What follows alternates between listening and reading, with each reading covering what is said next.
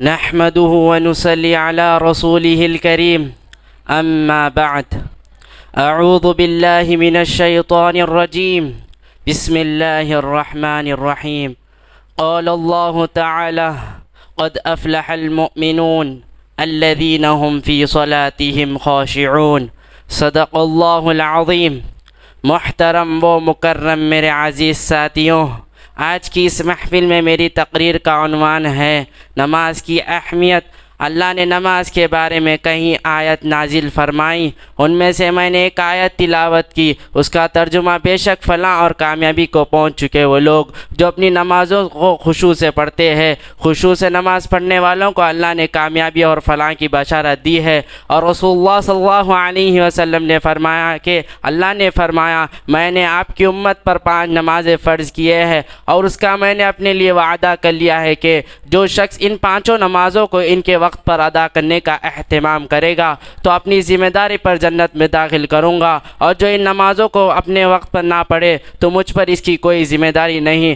اللہ اکبر۔ جس کی جنت کی ذمہ داری اللہ لے لے اس کا جنتی ہونے میں کسی کو شک ہو سکتا ہے، لیکن ہم کسی قدر نماز کا اہتمام کرتے ہیں، معمولی بہانوں سے ہم نماز آسانی سے چھوڑ دیتے ہیں، کبھی مال کی وجہ سے، کبھی اولاد کی وجہ سے، کبھی گھر کے کام کی وجہ سے، کبھی ٹی وی دیکھنے کی وجہ سے، کبھی فون دیکھنے کی وجہ سے، غرض ہم معمولی بہانوں سے نماز چھوڑ دیتے ہیں۔ نماز چھوڑنا ہمارے نظر میں کوئی معنی نہیں رکھتا، جبکہ رسول اللہ صلی اللہ علیہ وسلم نے فرمایا ایک نماز کا چھوڑنا تو دور، قضا کر کے بعد میں پڑھ بھی لینا، پھر بھی اپنے وقت پر نہ پڑھنے کی وجہ سے 2,88,00,000 برس جہنم میں جلنا ہوگا۔ اللہ اکبر۔ ایک نماز کا چھوڑنا تو دور، قضا کر کے بعد میں پڑھ بھی لینا، 2,88,00,000 برس جہنم میں جلنا ہوگا۔ محترم سامعین، نماز کی اہمیت دین میں ایسی ہے جیسے کہ جسم میں سر کی اہمیت ہے۔ محترم سامعین، بغیر ہاتھ کے لوگ، بغیر پیر کے لوگ، بغیر آنکھ کے لوگ، بغیر زبان کے لوگ دیکھے ہوگے، مگر بغیر سر کے آدمی دیکھے ہیں نہیں۔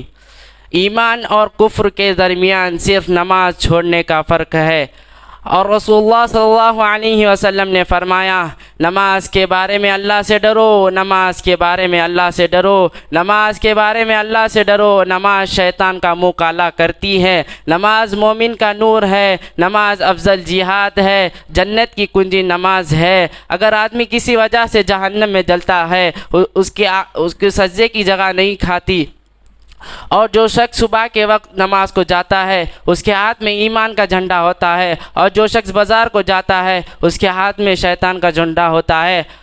ان چند اشعار پر میری تقریر کو ختم کرتا ہوں۔ مایوس نظر آتے ہیں مسجد کے مینارے، مایوس نظر آتے ہیں مسجد کے مینارے، آتا ہی نہیں کوئی مؤذن کے پکارے۔ ممبر ہے خاموش تو محراب ہے سنسان، ممبر ہے خاموش تو محراب ہے سنسان، ہم کیسے مسلمان ہیں، ہم کیسے مسلمان۔ ہم صرف سنا کرتے ہیں مسجد کی اذانیں، ہم صرف سنا کرتے ہیں مسجد کی اذانیں، ہوتی ہی نہیں ہم سے ادا 5 نمازیں۔